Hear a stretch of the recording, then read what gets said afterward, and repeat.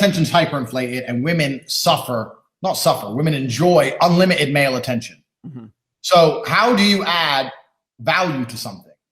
Well, you make it scarce. Gold has value because it's hard to find. If gold was everywhere, it wouldn't have value. So I teach guys to put value on their attention. And that's what a good hour of my course is about, how you do that. And my very basic principle is the way you put value on something is to restrict it. So I restrict my attention absolutely. So if I'm talking to a girl and she says something semi-sarcastic to me, or if she doesn't do what I want her to do, or she won't listen to me, I'll just stop replying. I won't insult her. I won't try and convince her. I'll just stop replying. Bang, just vanish. And you know what? Most of these hot girls, no one vanishes on these girls, bro. No one vanishes on these girls. The only dude who's like, what? I gave him some sarcastic bullshit answer and he didn't text back. And before you know it, they're the one liking your Instagram picture. They're the one trying to get your attention again. And you might still have to be the man and pop up again a month later or something, but they'll like your pictures, they'll watch your stories. All of a sudden, they're like, this guy, because your attention is now valuable. You're the one dude who fucked with them. Every other guy's telling them they're beautiful. You're the one dude who's like, you know what, fuck shit, bye. And it's all about frame. This goes back to the very basics of the game. Frame. You want to put value on your attention. I say this all the time, with the biggest mistake people make in relationships is that, especially busy guys, you're busy, you're working, you're always busy all the time. And you text your girl in the morning, okay, I'm having a busy day at work, love you, talk to you later. Yep. And she doesn't hear from you all day. Well, she doesn't get any attention. Whereas if she starts an argument and pisses you off, you'll take time out of the day to text her and tell her what a dumb bitch she is. Well, now she's learning how I get his attention is through negative action.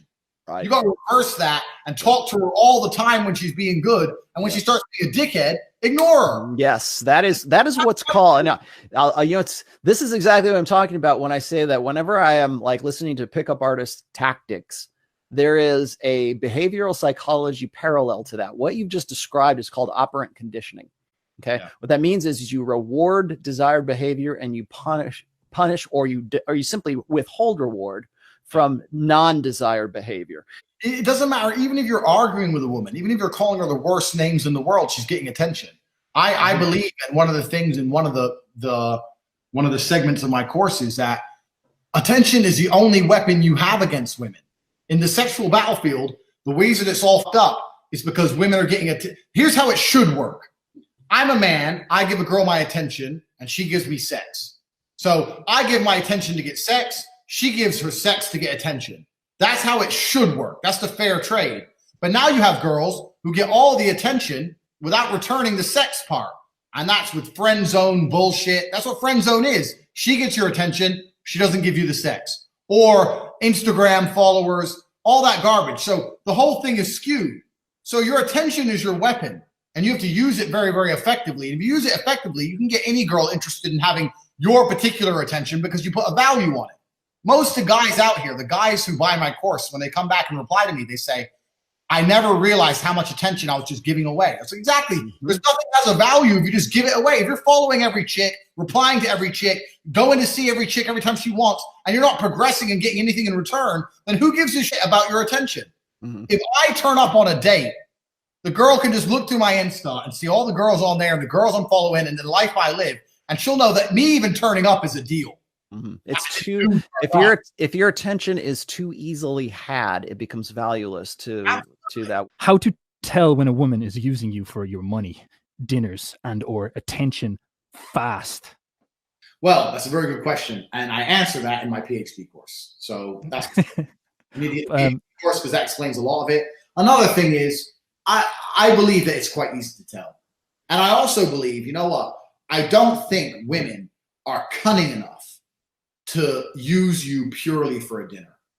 Like, women are not that ruthless that they're going to go, I'm going to go on dinner I'm going to go out with this guy. I hate this guy, but he's going to get I'm going to save $10 on dinner.